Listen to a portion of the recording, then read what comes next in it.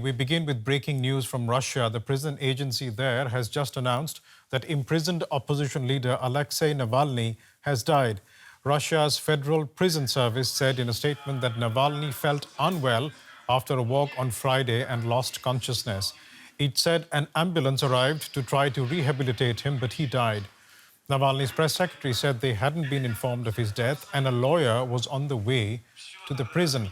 A spokesperson for Vladimir Putin said the Russian president had been informed of the 47-year-old's death, but the Kremlin had no further information at this point.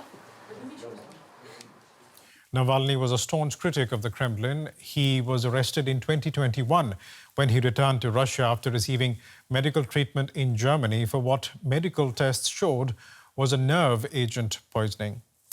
And for more on this, we are now joined by Yuri Rusheto, who heads the DW bureau in Riga. That's where the DW Moscow bureau relocated to after DW was asked to leave Russia by authorities. Yuri, what more do we know at this stage? Well, what we know so far is that Navalny allegedly collapsed while walking in penal colony number 3 in the Russian north. Apparently, he suddenly felt unwell, bad, and couldn't no longer be rescued. This is the official version of the Russian authorities. His fellow campaigners, the members of the so-called Navalny team, you said it, has not yet confirmed his death.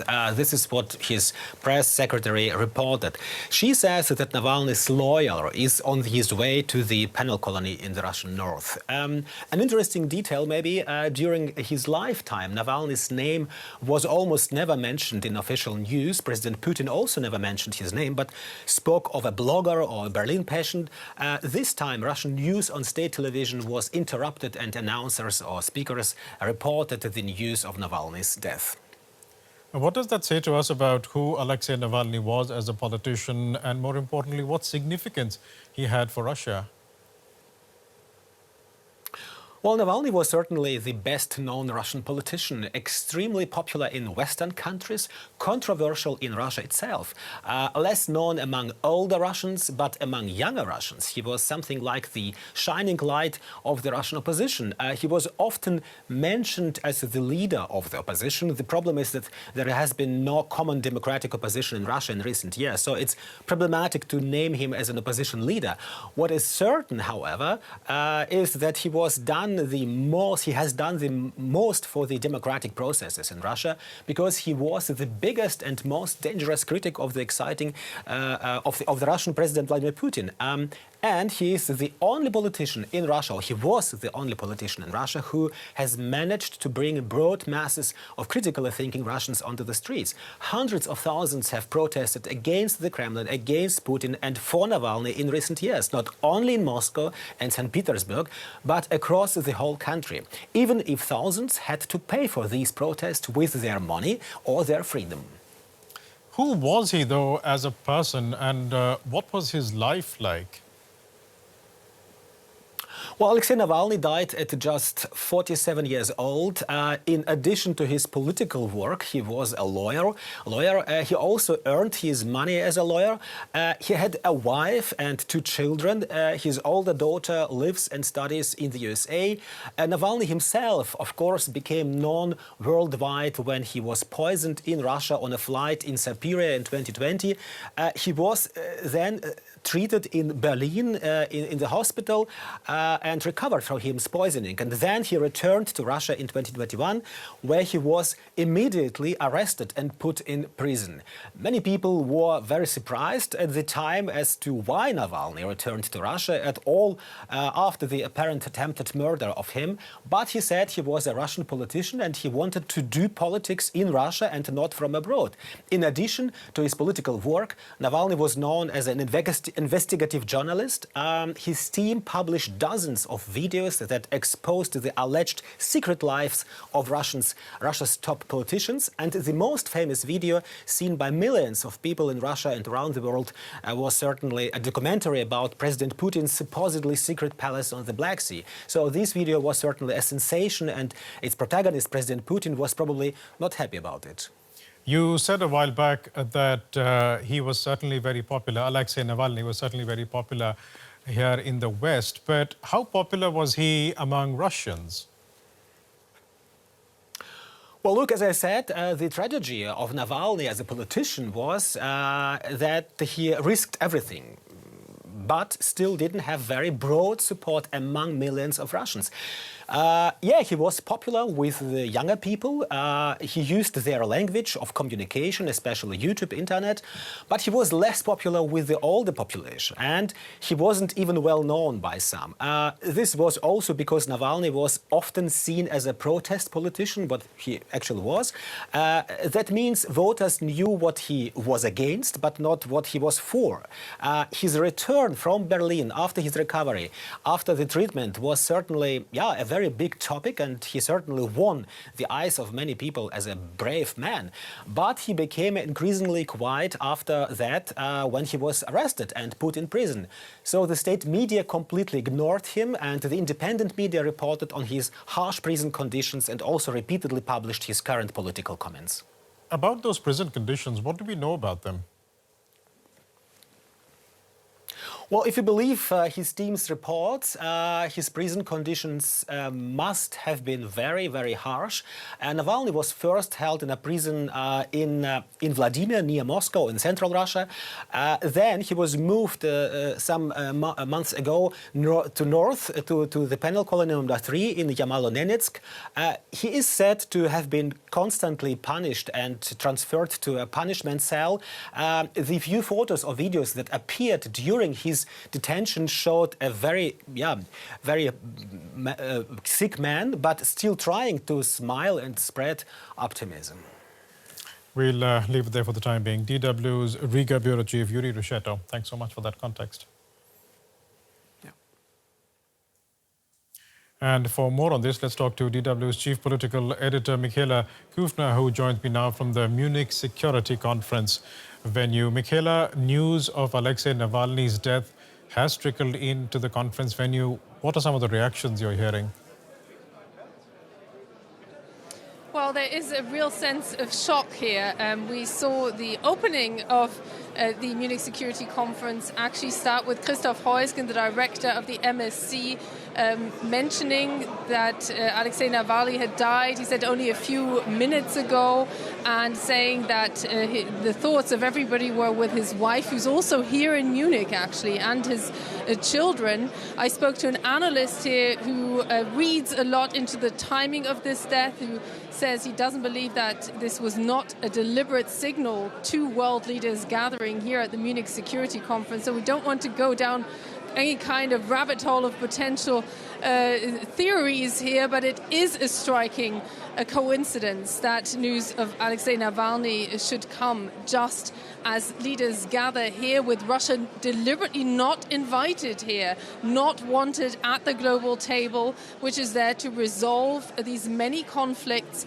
Ukraine now towering high over this, but of course also the conflict in the Middle East. So a collective sense of shock here, but not of disbelief that this happened.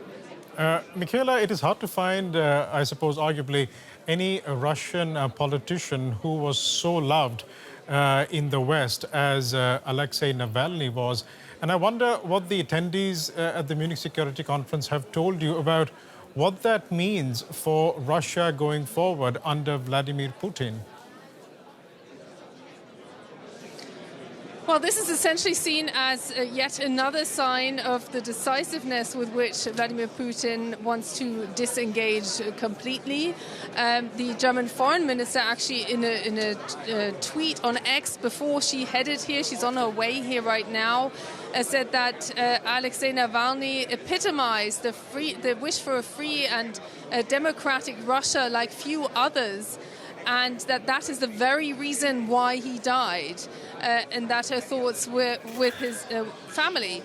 So clearly the message is being received here that this is Russia cutting yet more ties and letting any kind of illusion that there might be some goodwill or good faith on the Russian side evaporate.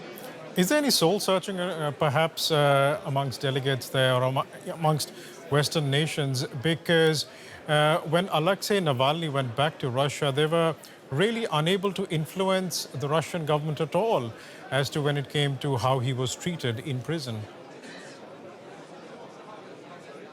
Well, the entire conflict, the attack on Ukraine, is the proof, if anyone needed it, that there is no influencing Russia at this moment in time. I think it will be very interesting to hear what the Chinese foreign minister says here on Saturday, who wouldn't condemn that war directly in the past, but also China sending slightly mixed signals, being an ally of Russia, but at the same time not wanting any more conflict. This is clearly also hurting Chinese interests.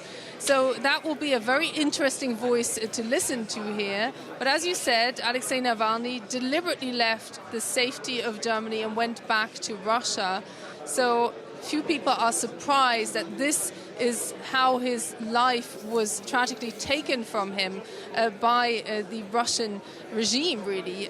That is clearly sending a message, if anybody needed it, that engagement with Russia is not just difficult, it probably is not very constructive at this point in time. We'll leave it there for the time being, but thanks so much for joining us. DW's chief political editor, Michaela Küfner, joining us from the Bayerischer Hof, the venue of the Munich Security Conference there. Thanks so much. Alexei Navalny was the most prominent Russian opposition figure. Here's a closer look at his life and resistance to Putin's Russia. It didn't take long for Alexei Navalny to become Russia's leading opposition figure. But his high profile angered the state. The former lawyer was regularly arrested and jailed for his anti-corruption campaigns. He also faced numerous criminal probes, including embezzlement charges, which eventually led to a conviction. He and his supporters always maintained the charges were politically motivated. In 2013, Navalny ran in the Moscow mayoral election.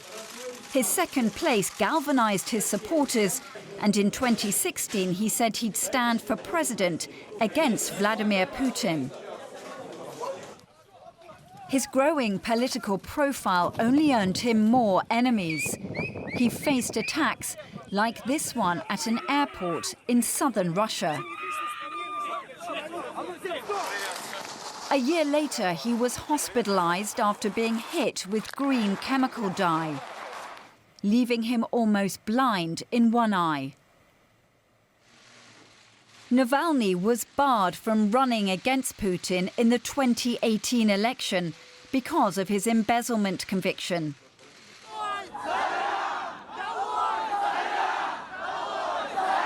But nothing could stop him from campaigning against the president and Russian corruption.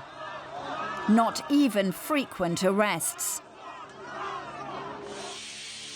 In December 2019, authorities raided his anti-corruption foundation office, the FBK. The following July, he was forced to shut it down. Attention, this is not an emergency drill. FBK is closing. And then a month later came the poisoning in Siberia. Navalny was left in a coma. Doctors believe he swallowed poison while drinking tea. He was eventually flown to Berlin, where he spent several weeks in intensive care. Confirmation that it was a chemical attack caused a diplomatic standoff with Moscow. The Kremlin denied it had anything to do with the assassination attempt. The last thing Putin can do is put a large placard on the Kremlin which says, "Alexei, please, under no circumstances, return back home." But coming to Germany was not my choice. It's a cool country, but I'm not here on my own free will. I'm here because they tried to kill me. Despite the risks, in January 2021, Alexei Navalny flew back to Russia and was immediately arrested. Protests took place across the country that officials quickly stamped out. But the Kremlin critic couldn't be silenced. Within days of his arrest, his team released a pre-recorded video in which he claimed Putin owned a lavish secret palace worth billions, alleging it was all financed by taxpayers' money. Moscow denied the claims, but the story quickly went viral. Yet more proof of the political leader's influence and appeal. He continued to manage the opposition movement he founded from behind bars, resulting in ever longer jail terms. By August 2023, he'd been sentenced to more than 30 years. His supporters convinced the Russian state had finally succeeded in silencing its most vocal critic.